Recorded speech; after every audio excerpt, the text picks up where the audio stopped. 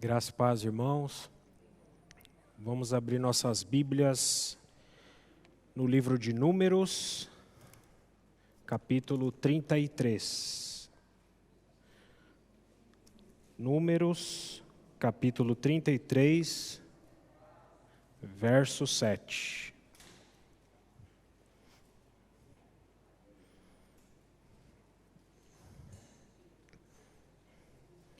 Esse é o texto base de todas as 42 jornadas do povo de Israel no deserto, que é o que nós temos acompanhado. E dessa vez vai ser a quarta jornada. No capítulo 33 tem a lista de todas as 42 jornadas. O verso 7, podemos ler juntos? E partiram de Etã e voltaram a Pi-Hairote, que está defronte de Baal-Zefon, e acamparam-se diante de Migdol. Amém. Vamos orar. Querido Pai Celestial, Senhor, mais uma vez nós nos abandonamos à Tua poderosa graça, ao Teu poderoso favor, e entregamos a Tua palavra em Tuas mãos. Dependemos inteiramente de Ti. Nós não confiamos em nós mesmos. Como te adoramos, Senhor. Senhor, sana as nossas dúvidas e nos leva ao louvor, Senhor. Retira qualquer coração incrédulo, Senhor, e acrescenta-nos a fé. Senhor, tal qual esse povo, Senhor, é uma figura para nós, que essas jornadas nos sejam úteis na nossa vida cristã individual e também como assembleia, Senhor. Nós pedimos a Ti que fale mais uma vez, Senhor. Fale com cada coração. Tua palavra é poderosa para isso. Ó, Senhor, nada, absolutamente nada é impossível para Ti, Senhor. Senhor, nós declaramos com os nossos lábios que nós cremos em Ti. Senhor, que nós confiamos em Ti, confiamos no Teu poder e confiamos na Tua palavra, Senhor. Não há rocha mais inabalável, não há lugar mais seguro. E é por isso que nós repousamos em Ti, Senhor. Em nome de Jesus. Amém. Amém. Agora vamos para Êxodo, voltar alguns poucos livros, na verdade, voltar 2 livros apenas. Livro de Êxodo, capítulo 14. Esse versículo que nós lemos de Números 33, versículo 7, é o texto base das jornadas, mas de maneira mais amplificada, essa jornada, a quarta jornada, Pi-Hairote, como está aqui, ela está ampliada em Êxodo capítulo 14. Nós vamos lê-lo ao longo dessa noite. Vamos nos focar nesse capítulo aqui de Êxodo. É uma novidade, né? Falar para os irmãos. Dessa vez a gente vai usar um recurso audiovisual, né? No caso, mais visual. Isso ajuda muito na nossa compreensão das jornadas. Entender o cenário geográfico da área nos dá dimensões maiores, né, do que simplesmente ficar imaginando, possivelmente, como era tal lugar, etc. Dessa vez, especificamente nessa jornada, se faz, diria, fundamental esse recurso, porque existe uma grande controvérsia, a gente vai falar sobre esse assunto, e vamos se deter a alguns dados técnicos que são importantes, mas, claro, o que é mais importante para nós é a questão espiritual.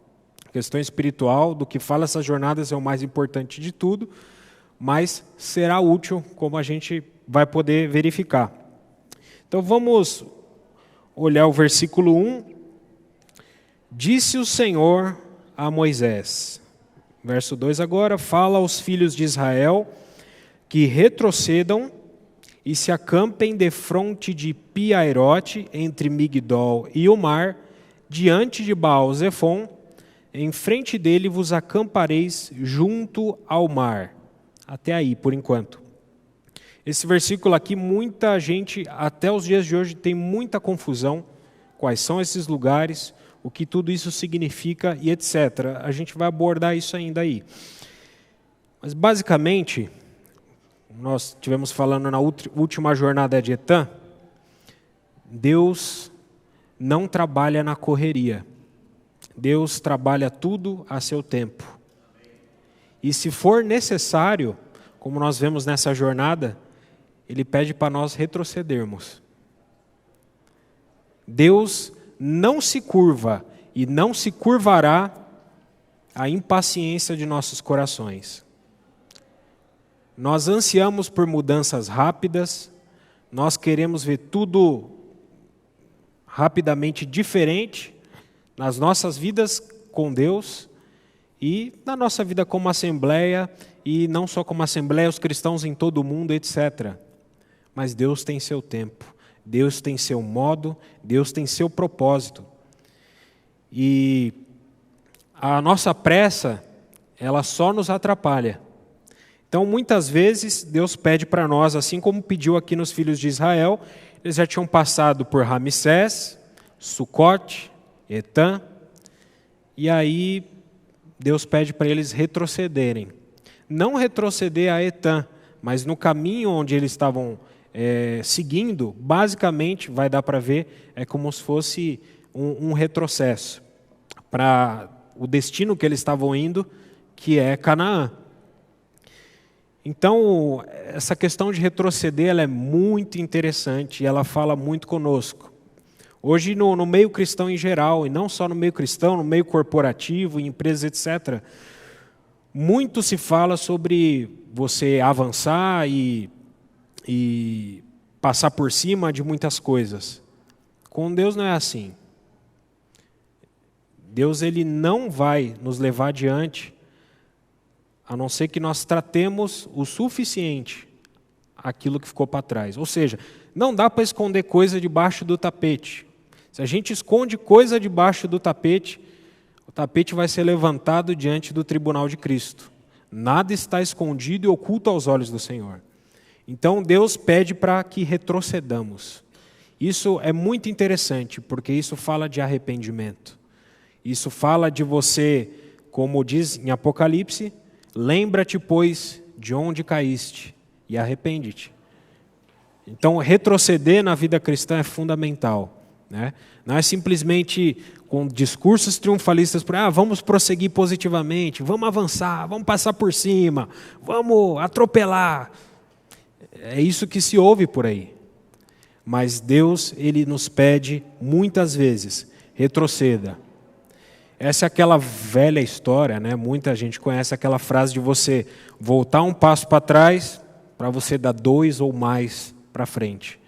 Então isso na nossa vida cristã muitas vezes é necessário e Deus mesmo nos coloca em situações como essa aqui de Pi-Hahirote, aonde Ele nos faz ver muitas coisas e testa a nossa fé.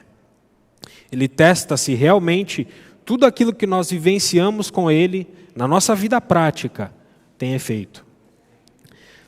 Então, agora falando a respeito de algumas questões técnicas, né, que são importantes para que haja um entendimento correto da palavra, né?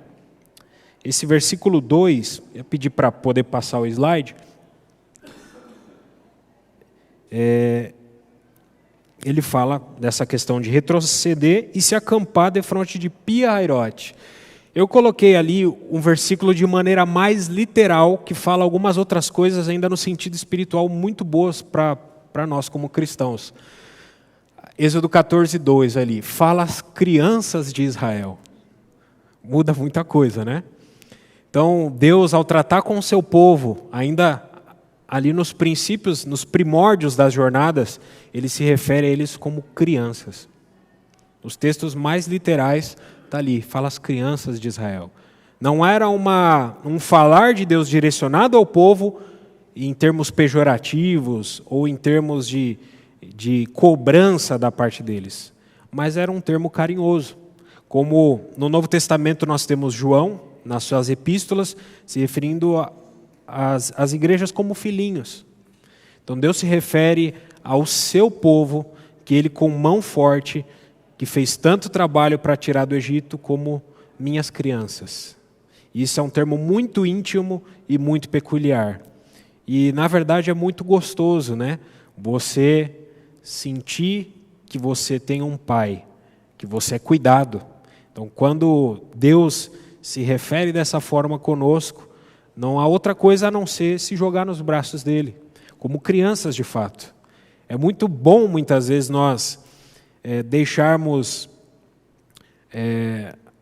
às vezes, nossa compostura ou posições sociais, ou seja o que for, e nos colocar como crianças na presença de Deus.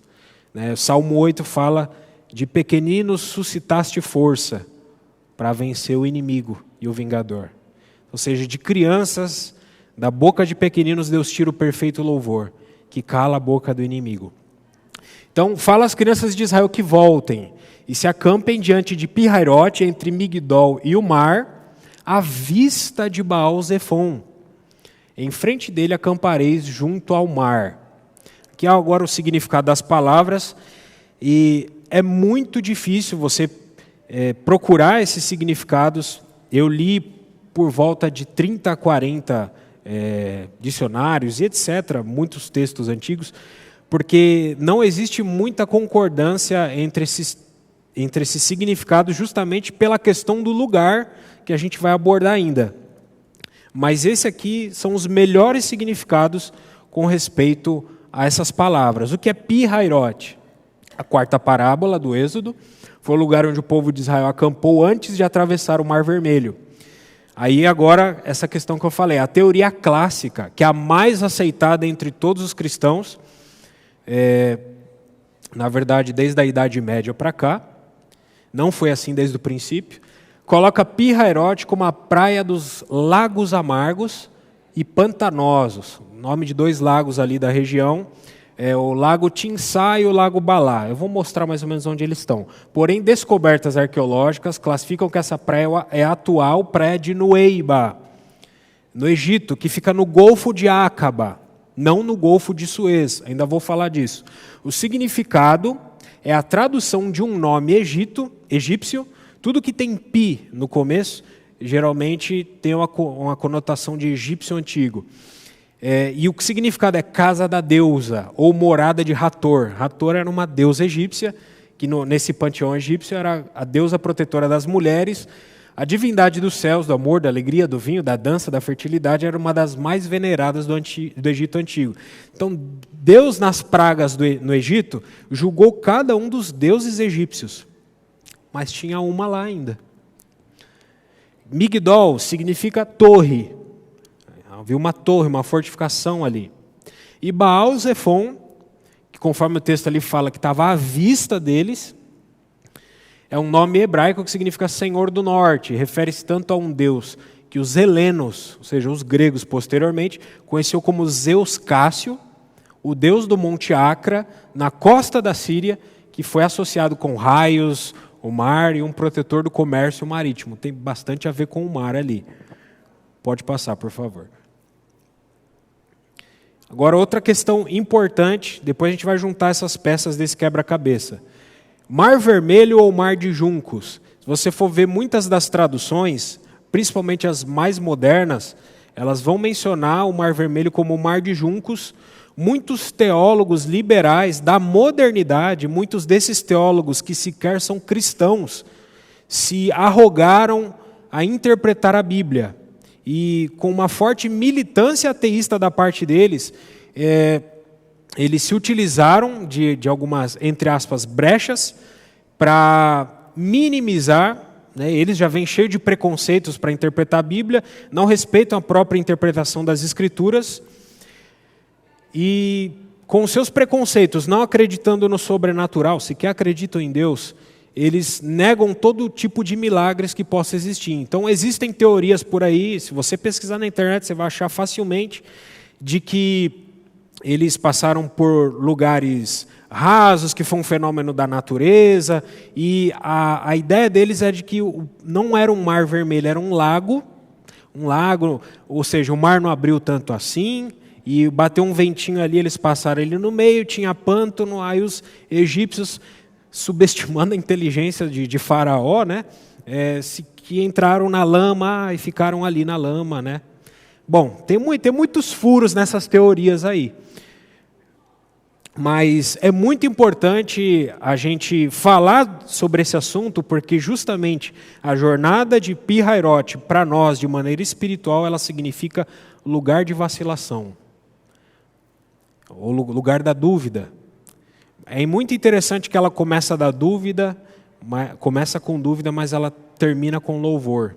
Começa com muita incredulidade essa jornada, mas ela termina com fé, um verdadeiro passo de fé, com uma demonstração de fé.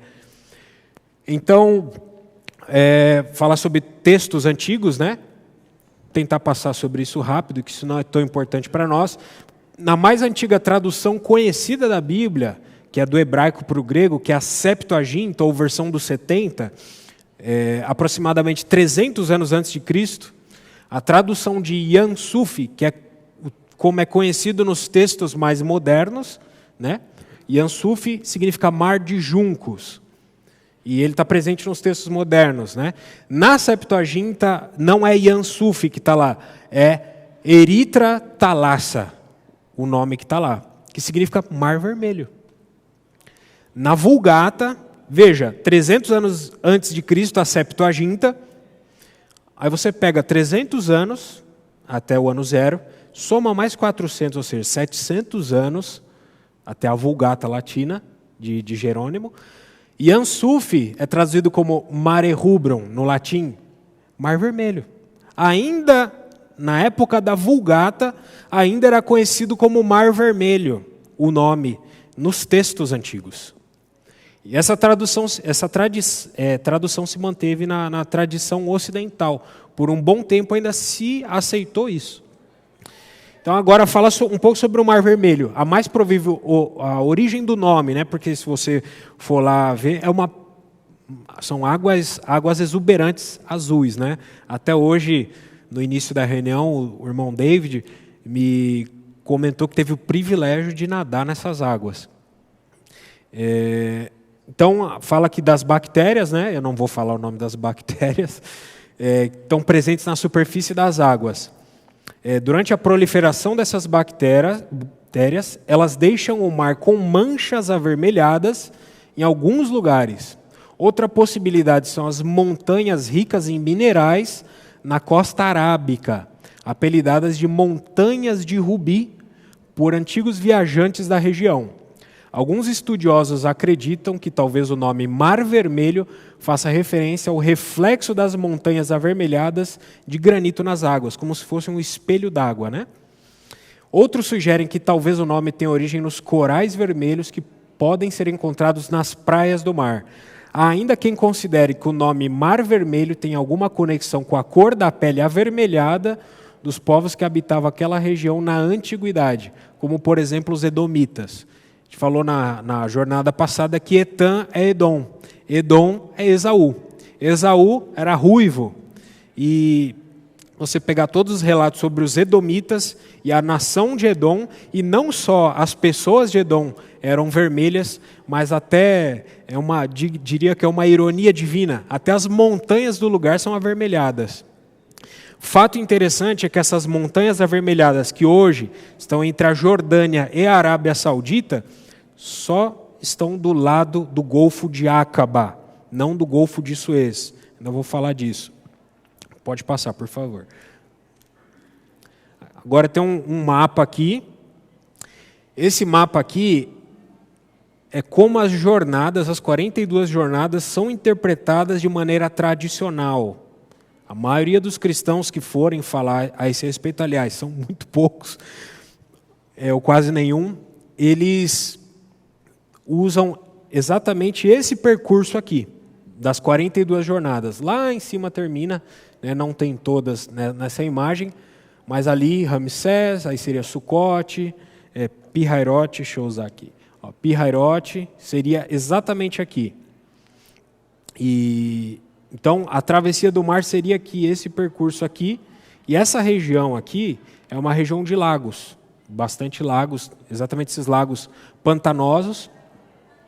E o fato mais interessante é o seguinte: de Pi-Hairote, o povo de Israel avança em direção ao Sinai, ao Monte Sinai. Dentro desse mapa tradicional, Sinai está por aqui, o Monte Sinai está por aqui.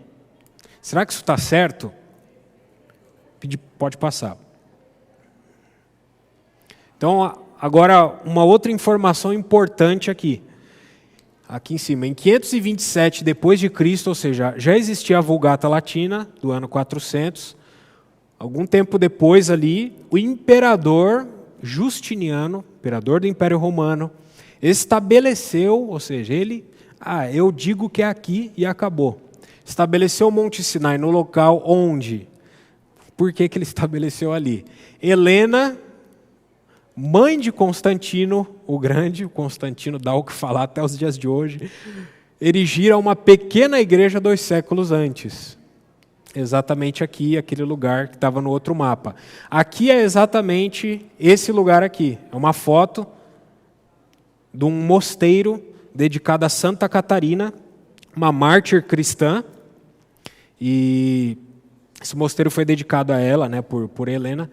Só que teve expedições depois que foram procurar no lugar. Em 1700, né, alguns dinamarqueses foram lá e eles disseram o seguinte: eu observei anteriormente que não poderíamos estar no Monte Sinai. O mosteiro de Santa Catarina estava situado em um vale estreito que não era grande o suficiente para um exército de tamanho médio poder acampar, muito menos os 600.000 homens que Moisés tinha com ele, homens de guerra, né, que juntamente com suas esposas e filhos devem ter chegado a mais de 3 milhões. Não cabe ali nesse lugar.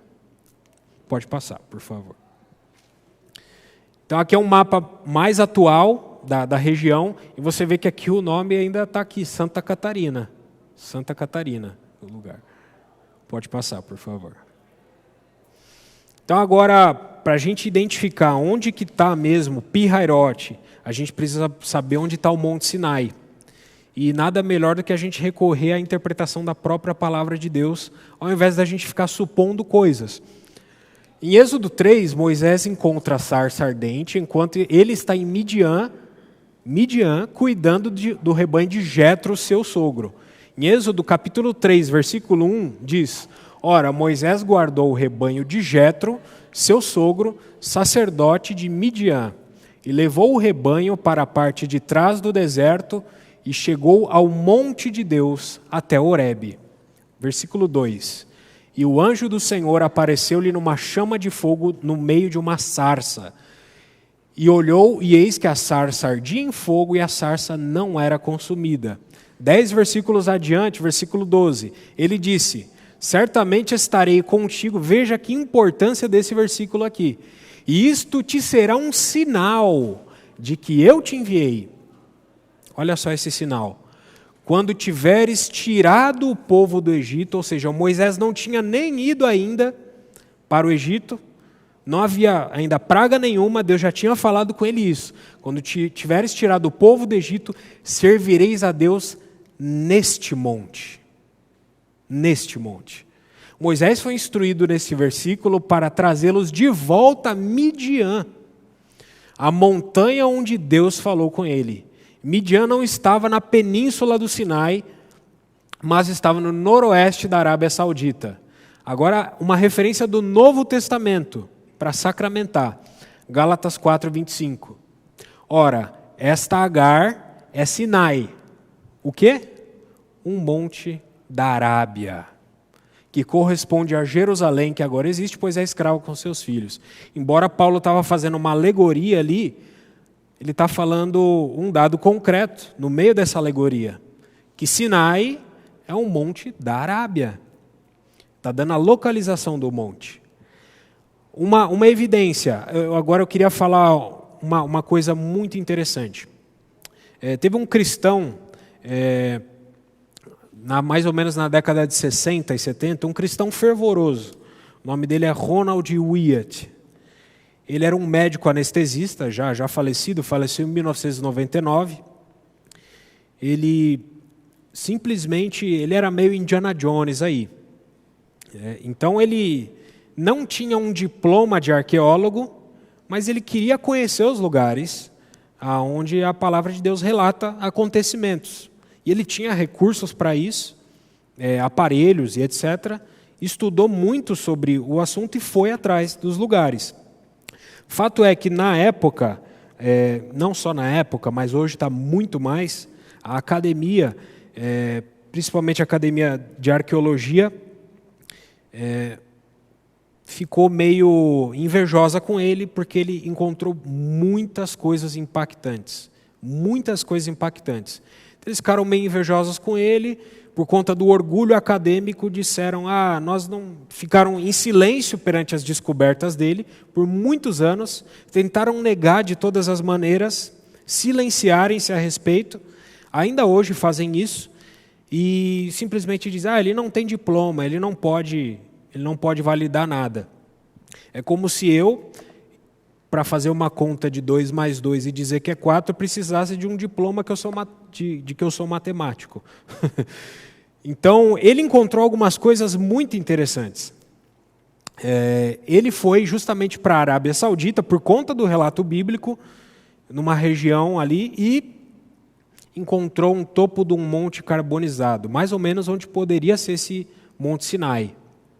Então, ele encontrou o topo de um monte carbonizado ali, e a primeira coisa que Ron, aqui eu estou pegando o texto do site dele, alguns textos aqui do site dele que eu incorporei aqui nesse slide.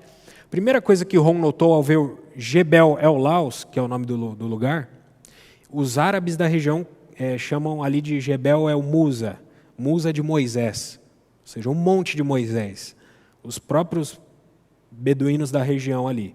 Então, em 1984, pouco antes de sua prisão, grandes aventuras esse irmão passou, foi que o pico alto da cordilheira era nitidamente preto. Quando alguém fica na base da montanha, logo fora dos marcadores de fronteira, o pico mais alto que pode ser visto parece ser feito de carvão. Olha que interessante o relato bíblico de Êxodo 19, 18. Isso aqui eu estou falando bem por cima, quem quiser pesquisa muito mais, tem outras fotos, muitas outras evidências. Êxodo 19, 18. E o Monte Sinai estava completamente em fumaça, porque o Senhor desceu sobre ele em fogo, e a fumaça subiu como a fumaça de uma fornalha. E todo o monte tremeu muito. Êxodo 20, 18. Todo o povo viu trovões e relâmpagos e o barulho da trombeta e a montanha fumegando. E quando o povo viu, eles se afastaram e se afastaram. Pode passar, por favor. Então, aqui um mapa mais amplo de toda a região ali do Oriente Médio. Aqui o Egito. Essa aqui é o lugar conhecido como Península do Sinai, justamente por causa de Justiniano. O lugar conhecido como Península do Sinai. Aquele monte que é chamado de Monte Sinai, por conta do mosteiro de Santa Catarina, não tem nenhuma evidência de carbonização ou de vulcanização, etc. Mas o fato é que aqui é o noroeste da Arábia, essa região. Aqui está a Arábia Saudita, aqui é Amã, na Jordânia, aqui ficava a região de Edom e Midian. Então ficava tudo aqui. Aqui está Israel, os filisteus ficavam por aqui. Pode passar. Aqui é uma foto da Península do Sinai, né? Esse aqui é o Golfo de Suez, porque tem um canal aqui chamado Canal de Suez. É onde o pessoal tradicional diz que aconteceu aqui a passagem pelo Mar Vermelho. E aqui é o Golfo de Aqaba. Percebe esse pontinho aqui? Ele é ímpar. A gente vai falar dele aqui. Pode passar, por favor. Mais uma imagem da Península do Sinai. Pode passar. Aqui seria as jornadas, essas primeiras jornadas de uma maneira mais fácil de ver. Aqui é a terra de Gósen, onde fica Ramsés, Pitom, as cidades, Sucote, aqui Etam, e aqui, justamente naquele lugarzinho que eu falei, aquela praia, Pihairote. E o Monte Sinai, aqui em Midian. Pode passar. Aqui as jornadas um pouco mais expandidas, né, com um pouco mais de detalhes, também o outro mapa, Etam, Pi-Hairote, né? Aqui as outras jornadas até o Monte Sinai, depois eles vão subindo, subindo, subindo até chegar em Canaã. Pode passar. Mais uma imagem, né, um pouco mais próxima, aproximando-se, Etam, Pi-Hairote, Migdol, né, uma fortaleza egípcia. Ou seja, embora o território que o povo de Israel já estava não fosse um território egípcio, haviam várias bases e fortificações militares egípcias na região. Então, Migdol era uma torre, né, como o nome diz. E aqui tem um versículo, novamente, que a gente leu, Êxodo 14, 2. E aqui um pilar e a praia de Noeba. Pode passar. Conhecido como Noeba hoje, né? Êxodo 14, 3. Pois Faraó dirá dos filhos de Israel, eles estão enredados na terra, o deserto os encerrou. Para serem enredados na terra, eles teriam que viajar por uma área de uadis, desfiladeiros, com altas montanhas ao redor, o que pareceria cercá-los. Isso ocorre antes de atravessar o mar. Então, procurei aqui, é o Ronald Wyatt falando, uma área como essa que terminasse em uma praia ou costa do mar que fosse grande o suficiente para abrigar talvez 2 ou 3 milhões de pessoas, bem como seus rebanhos. Encontrei uma praia de tamanho tremendo no Golfo de Acaba, em Nueiba, e a única passagem para ela é através de um sistema de barranco de 30 quilômetros de extensão. Ou seja, na península inteira do Sinai não existe nenhum outro lugar que possa abrigar, no mesmo lugar, de frente do mar ainda, 2 ou 3 milhões de pessoas. Aquele monte do Sinai tradicional não cabe nem um pouco disso. Um dado histórico aqui, Flávio José, para quem conhece, historiador judeu, fornece uma informação adicional em suas Antiguidades dos Judeus, livro 2, capítulo 15, falando do exército do faraó perseguindo a multidão. A gente vai ler no texto bíblico isso. Ele afirma, eles também se apossaram das passagens pelas quais imaginavam que os hebreus poderiam andar, prendendo-os entre os precipícios inacessíveis e o mar, porque havia de cada lado um cume de montanhas que terminavam no mar, intransitáveis por causa de sua aspereza, e impedindo o seu caminhar. Portanto, pressionaram os hebreus com seu exército, onde as cordilheiras das montanhas estavam fechadas com o mar. Essa é a praia de Noeba.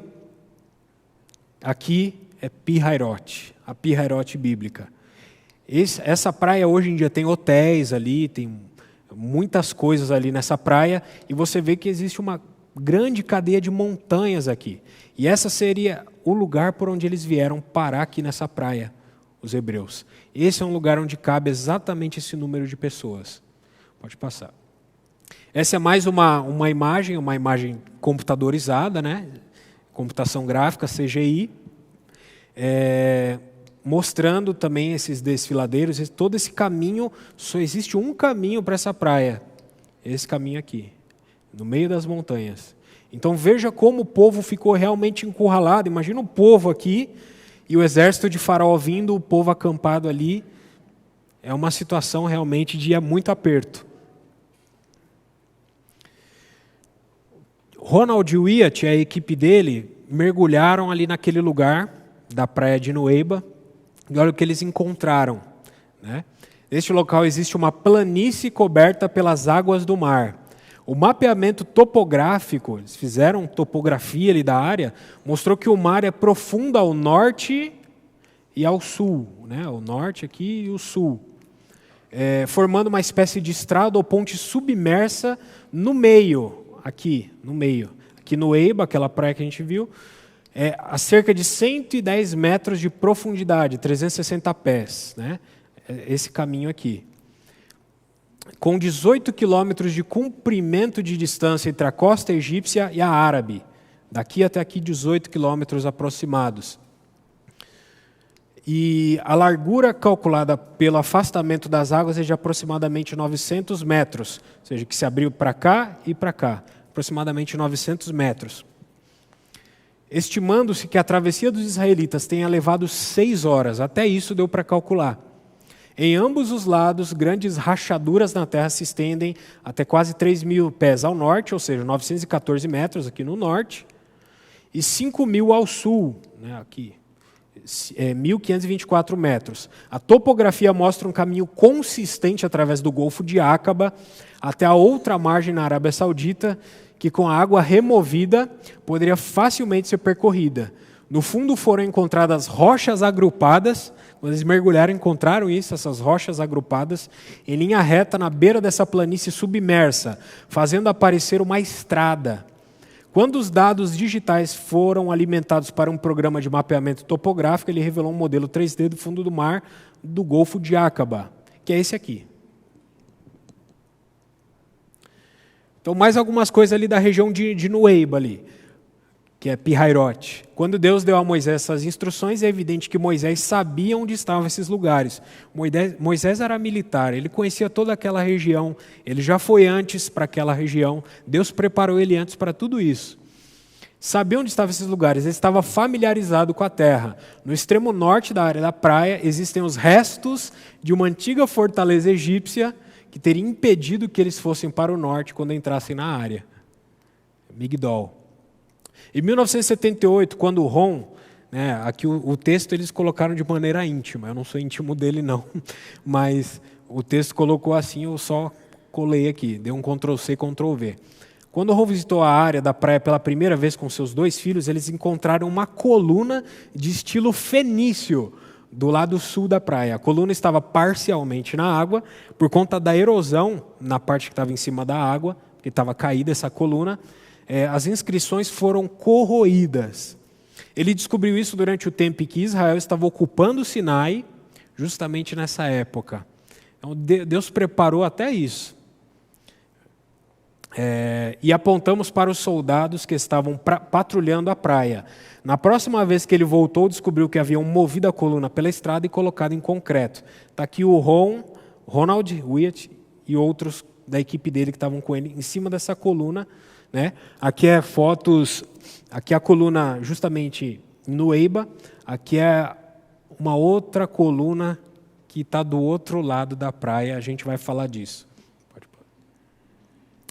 Aí outro texto dele, não entendemos completamente a importância dessa coluna, até porque estava corroído pela erosão, né? Até alguns anos depois reconhecemos que definitivamente não era do estilo egípcio, ou seja, não era fabricação egípcia aquela coluna. Em 1984, quando ele foi para a Arábia Saudita, encontrei outra coluna idêntica à da margem oposta, exceto que esta tinha as inscrições intactas. Ao conteúdo agora. Observando atentamente as letras fenícias, que eram um hebraico arcaico, né, que o hebraico arcaico era muito parecido com o fenício, a língua. Mais tarde podemos traduzi-las. Continha as palavras Misraim, Egito, Salomão, Edom, morte, Faraó, Moisés e Yahvé. Com isso, soubemos que o rei Salomão havia erguido essas colunas em homenagem ao Senhor e as dedicado ao milagre da travessia do mar. Semanas depois, a coluna na Arábia foi retirada e colocado um marcador de bandeira no lugar. Essa aqui é a coluna da Arábia Saudita.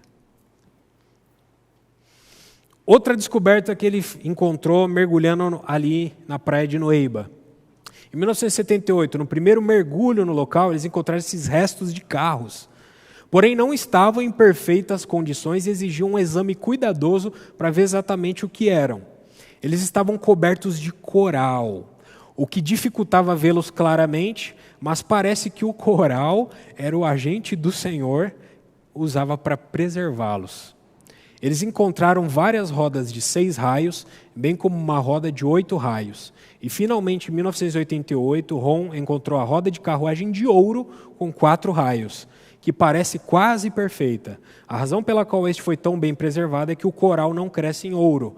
A madeira dentro do folhado de ouro foi deteriorada, o que a tornou muito frágil, e por esse motivo ele não tentou recuperá-la da água. O significado dessas rodas é de extrema importância para a datação do Êxodo e para determinar qual dinastia egípcia, no caso, estava envolvida.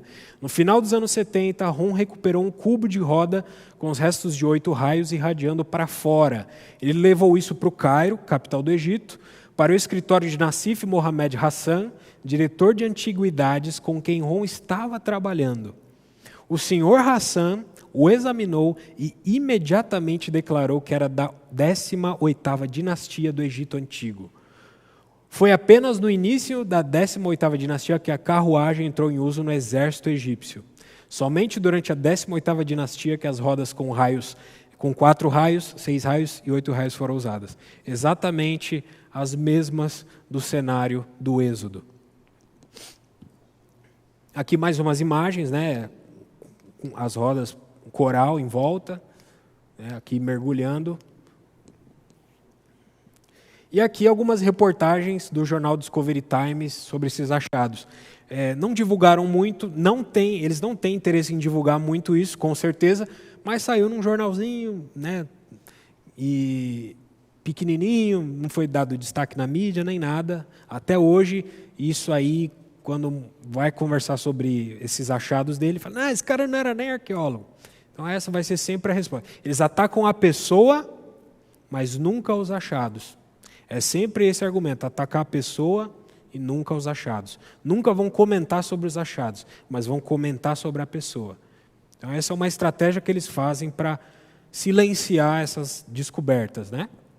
Então tem aqui algumas descobertas. Encontraram também ali na praia de Nueiba ossos, fêmur, várias ossadas e etc. Pode passar. Mais algumas sobre a descoberta no jornal, né? As carruagens, a travessia, a coluna, a praia de Nueiba. Pode passar. Aqui o Monte Sinai na Arábia. Aqui a água, a rocha, da onde saiu água. Isso nas próximas jornadas, se der colocar uma imagenzinha ou outra, mas não vai ser o foco, focar tanto nessas imagens, mas focar no texto bíblico. Mas nessa jornada é muito importante falar isso, porque existe essa confusão até os dias de hoje sobre essa localização. Então aqui as jornadas, né? Sucote, Pi-Hairote, a passagem pelo mar, o Monte Sinai. Pode passar. Então, acabou. Vamos continuar com o texto bíblico agora. Deixa eu ver se ainda dá tempo. Tem um restinho de tempo, os irmãos me suportem, por favor. Versículo 3 a gente parou. Então Faraó dirá dos filhos de Israel: estão desorientados na terra, o deserto os encerrou. Versículo 4: endurecerei o coração de Faraó. Esse endurecer não tem nada a ver com predestinação.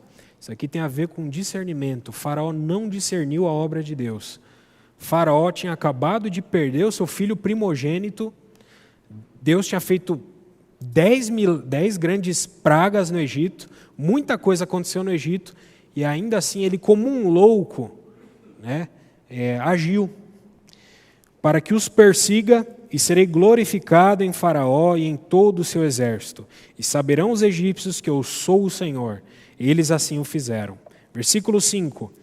Sendo, pois, anunciado ao rei do Egito que o povo fugia, mudou-se o coração de Faraó e dos seus oficiais contra o povo e disseram: que é isto que fizemos, permitindo que Israel nos deixasse de servir?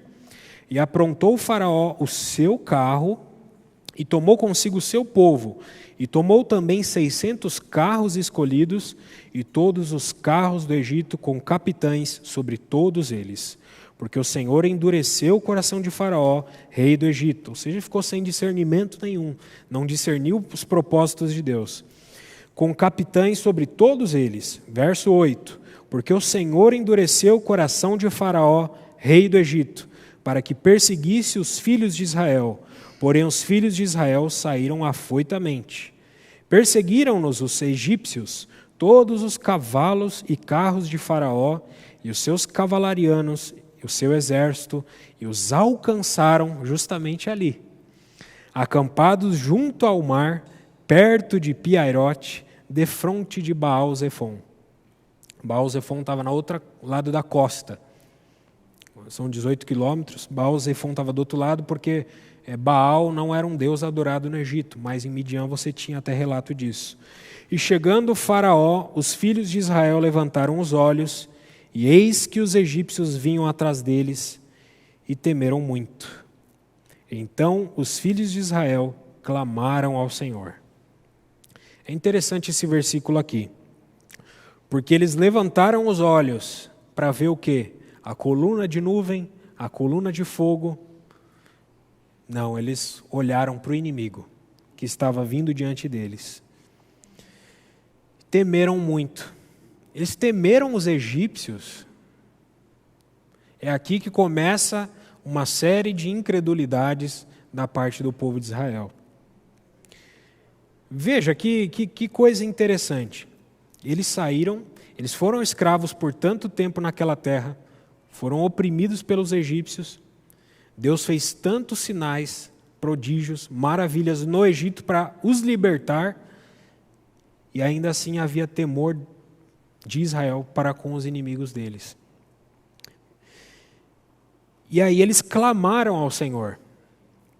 Só que, se a gente continuar o versículo, indo para o 11, a gente vê que esse clamor não foi um clamor tão confiante assim em Deus.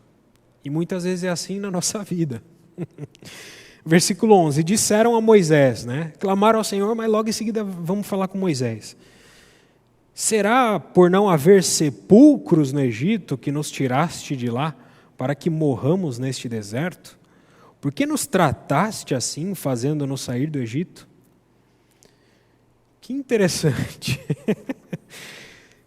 Deus fez tanto trabalho para tirar eles do Egito, e Deus simplesmente os abandonaria para morrer ali, depois de pouco tempo de jornada? Isso não faz sentido nenhum. Mas o que isso fala conosco? Muitas vezes, quando nós estamos diante das nossas dificuldades, a gente teme as nossas dificuldades, a gente não teme o Senhor. Muitas vezes, quando a gente está diante das nossas dificuldades, a gente, por pressão das dificuldades, falamos muita besteira, como eles falaram. Não é uma insanidade o que eles falaram aqui? Por não haver sepulcros no Egito que nos tiraste de lá? Que sentido faz isso aqui? Mas as nossas dificuldades muitas vezes nos levam a falar insanidades. Ao invés de nós... E mais, nossas dificuldades nos levam a olhar Deus à luz das dificuldades. Nós passamos a olhar Deus à luz das dificuldades, passamos a interpretar Deus. Será que o Senhor me abandonou? Por que o Senhor permitiu tal situação? Deus, por que isso está acontecendo comigo? Então, ao invés de nós olharmos e interpretarmos Deus à luz das nossas dificuldades, o que uma pessoa de fé faz é pegar as dificuldades e interpretá-las à luz de Deus. As nossas dificuldades não são nada perante Deus. Elas podem doer, e a dor faz com que nós nos concentremos naquilo. Mas não existe nada impossível para Deus. E Deus provou isso para os israelitas. Eles estavam sem saída. Muitas vezes Deus nos coloca em situações sem saída, presos, diante de um mar que parece que vai nos afogar, e diante do nosso inimigo. No outro lado tem Baal-Zephon, você está do lado de Piairote, um monte de inimigo em volta, você está cercado, a dificuldade te prende, e aí a gente passa a julgar Deus, e não julgar as dificuldades. Então eles reclamam para Moisés, né? Então, as nossas dificuldades, elas criam ilusões na nossa mente, e muitas vezes elas até aumentam a nossa incredulidade, no caso. Nossa incredulidade perante a dificuldade. Ela faz com que a gente crie ilusões sobre situações que não existem. E também que nós aumentemos as nossas dificuldades, ao ponto de nós nos estressarmos por elas, ficarmos em pânico, o nosso coração é enganoso, o nosso coração é impaciente, a gente não consegue ficar quieto. Versículo 12, não é isso que te dissemos no Egito? Deixa-nos para que sirvamos os egípcios, pois melhor nos fora servir aos egípcios do que morrermos nesse deserto. Olha a resposta de Moisés. Moisés, porém, respondeu ao povo: não temais, aquietai-vos. A coisa mais difícil de você falar para a carne e para o sangue é aquietai-vos. Mas muitas vezes o que Deus quer falar para nós é aquietai-vos. Saber que eu sou Deus. Eu estou do seu lado. Eu não esqueci. Eu estou aqui, eu estou presente, eu estou atuante. Eu já não atuei na tua vida? Eu já não estive presente no passado, assim como o povo de Israel. Eu não fiz tantas coisas já, pragas, né? As pragas. Não te libertei de tantas coisas. Às vezes a gente é até ingrato. Às vezes Deus nos tirou de um poço profundo. Às vezes muitos de nós podemos sair da droga, do álcool, de qualquer coisa. E perante uma dificuldade futura, a gente esquece de onde Deus tirou a gente. Mas conforme nós vamos lembrando essas coisas, nós vamos tornando isso presente para nós. Na tradição judaica, a palavra lembrar significa tornar presente. Então, quando você lembra alguma coisa da fé, quando você lembra algo da palavra de Deus, até por isso, eles tinham borlas nas vestes, eram como lembretes, isso mais para frente. Lembretes, ouça Israel, Yahvé é o único Deus, o nosso Senhor é o único Senhor, só a Deus servirás, os 10 mandamentos e por aí vai. Eles tinham lembretes até nas roupas deles, para que eles lembrassem dessas coisas. Quando você lembra, você torna presente. Irmãos, não é assim no partir do pão? Há quanto tempo nosso Senhor morreu e ressuscitou e ascendeu? Faz 2000 anos. Mas toda vez que nós nos reunimos em nome dEle, uma reunião exclusiva para lembrar da pessoa, da obra dEle, isso não se torna tão presente para nós. Parece que a gente está vivenciando aquele momento. Parece que nós estamos vendo as chagas nas mãos dEle. Então, lembrar é tornar presente. E muitas vezes o que nós precisamos, nesses momentos de apuros, de dificuldade, de aflição, onde a nossa alma está inquieta, é simplesmente se aquietar. Se aquietar como um lago calmo. E pegar porções das Escrituras. E, se for possível, dizer em voz alta, para que nós ouçamos, todo o nosso ser escute. Davi fazia isso nos Salmos. Davi dialogava com a sua própria alma. Dize à minha alma: por que te perturbas? Por que está batidas dentro de mim? Espera em Deus, pois ainda o louvarei. A Ele, meu Deus e meu auxílio. Então Davi conversava com a sua própria alma. Aos olhos humanos, aos olhos materialistas, incrédulos, isso é loucura. Mas para nós isso tem tão grande resultado. Como isso acrescenta a nossas vidas e a nossa fé. Então, a solução para muitos dos nossos problemas é se aquietar. Aquietai-vos e vede o livramento do Senhor que hoje vos fará, porque os egípcios que hoje vedes, nunca mais o tornareis a ver. O Senhor pelejará por vós, e vós vos calareis. Tem um versículo nos profetas menores que fala: cale-se toda a carne diante do Senhor, porque Ele se levantou da sua santa morada. Tem um outro versículo, acredito que é Sofonias, que fala: cale-se diante do Senhor toda a terra, porque Ele se levantou. É um versículo muito semelhante. Então, muitas vezes, o que precisamos fazer é calar nossa carne. Versículo 15, a passagem pelo meio do mar. Disse o Senhor a Moisés: por que clamas a mim? Dize aos filhos de Israel que marchem. Muitas vezes a nossa oração, ela é como essa oração sem confiança. E nós precisamos tomar decisões de fé nas nossas vidas. Muitas vezes é isso que nós precisamos fazer. Então, dize aos filhos de Israel que marchem. E tu, levanta o teu bordão, estende a mão sobre o mar e divide-o, para que os filhos de Israel passem pelo meio do mar em seco. Eis que endurecerei o coração dos egípcios para que vos sigam e entrem nele. Serei glorificado em Faraó e todo o seu exército, nos seus carros e nos seus cavalarianos. E os egípcios saberão que eu sou o Senhor, quando for glorificado em Faraó, nos seus carros e nos seus cavalarianos. Então o anjo de Deus, que ia diante do exército de Israel, se retirou e passou para trás deles. Também a coluna de nuvem se retirou de diante deles e se pôs atrás deles. Isso aqui é muito interessante também. Não dá para abordar isso, porque seria algo para muitas, talvez horas. Mas isso aqui, Deus está falando de um conceito de cobertura espiritual.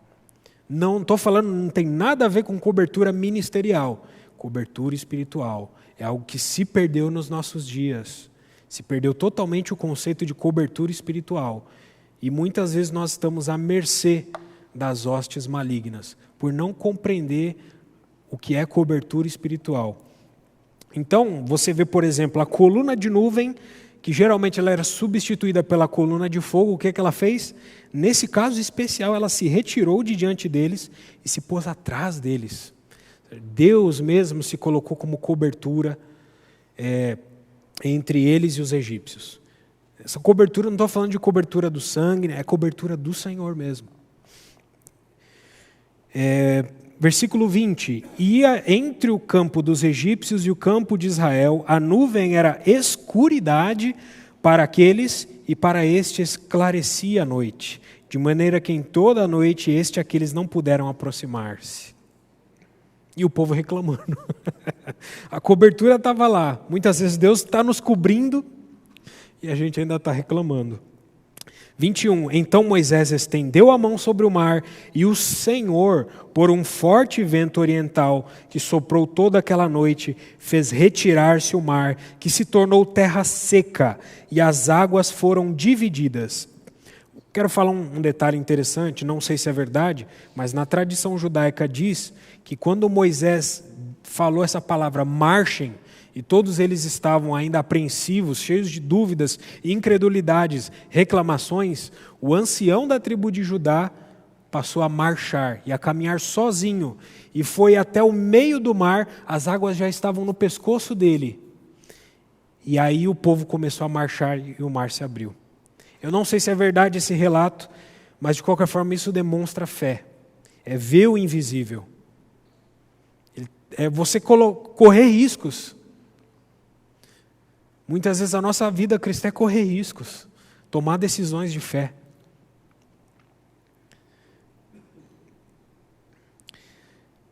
Versículo 22 agora.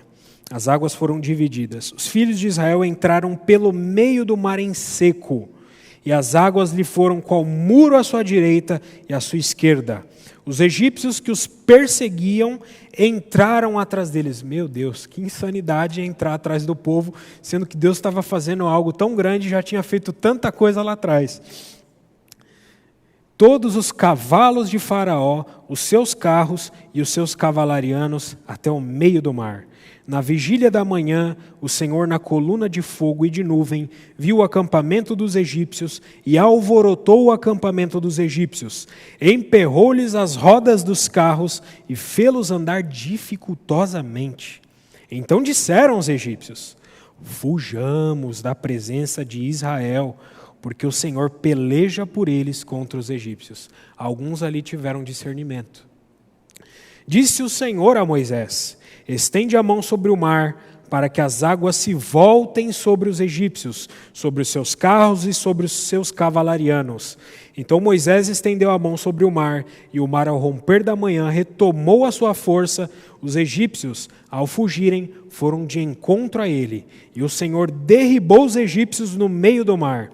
E voltando as águas, cobriram os carros e os cavalarianos de todo o exército de Faraó, que os haviam seguido no mar. Nem ainda um deles ficou. Mas os filhos de Israel caminhavam a pé enxuto, pelo meio do mar, e as águas lhe eram quais muros à sua direita e à sua esquerda. Assim o Senhor livrou Israel naquele dia das mãos dos egípcios, e Israel viu os egípcios mortos na praia do mar. É aqueles que vocês estavam com medo? Olha eles mortos ali na praia do mar. E viu Israel o grande poder que o Senhor exercitara contra os egípcios. E o povo temeu não os egípcios, mas ao Senhor, e confiou no Senhor e em Moisés, seu servo. Graças a Deus. Graças a Deus. E capítulo 15 tem toda a descrição desse capítulo e todo esse acontecimento de uma maneira poética. É um cântico de louvor ao Senhor. Irmãos, é difícil para nós conjecturar ou tentar imaginar de maneira profunda tudo isso, mesmo ainda com imagens, etc. Isso pode talvez dar ainda um pequeno relance, mas é muito difícil a gente conseguir sentir o que eles sentiram, né? As nossas dificuldades não chegam muitas vezes nunca perto do que eles passaram ali. Então o fato é que nós podemos confiar em Deus. Ele é a rocha da nossa salvação. Ele faz, se possível, o mar abrir para nós. Então confiemos no Senhor. O povo de Israel só foi salvo quando eles deram as costas para os seus inimigos e passaram a olhar para o Senhor. Não olhemos para as nossas dificuldades, coloquemos as nossas dificuldades aos pés do Senhor. Amém? Vamos orar. Senhor, muito obrigado, Senhor. Obrigado, Senhor, porque Tu és o El Shaddai, o Todo-Poderoso. Tu és o poderoso de Jacó, aquele que transformou Jacó e que também tem poder para nos transformar. Ó, Senhor, nós confiamos na Tua palavra, nós cremos no Teu poder, Senhor.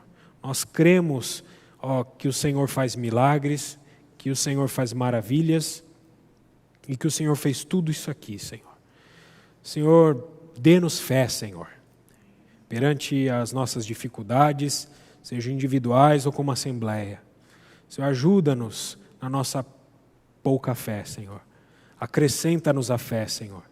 Senhor, não queremos ser incrédulos, mas crentes. Senhor, queremos olhar para Ti, Senhor. Ó, e se for necessário lembrar de tudo que o Senhor já fez por nós, tudo que o Senhor fez nas nossas vidas, Senhor. Ó, Senhor, e confiar em Ti, o Deus da nossa salvação. O Senhor é realmente a nossa força e o nosso cântico. O Senhor nos salvou. O Senhor nos salvou com mão poderosa. O Senhor nos tirou da escravidão.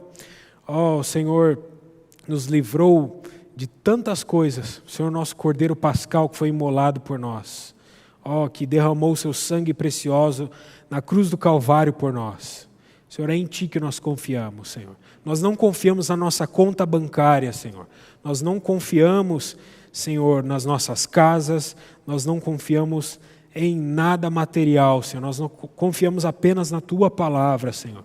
Tua palavra é a âncora da alma, Senhor. Tua palavra é a luz para os nossos caminhos, Senhor. Senhor, nós confiamos em Ti, Senhor. Ó, livra-nos, Senhor, de ser incrédulos. Livra-nos de toda dúvida, Senhor. Leva-nos ao louvor, Senhor. Leva-nos a olhar, Senhor, apenas aquele que é digno, Senhor. Nosso Senhor Jesus Cristo. Amém.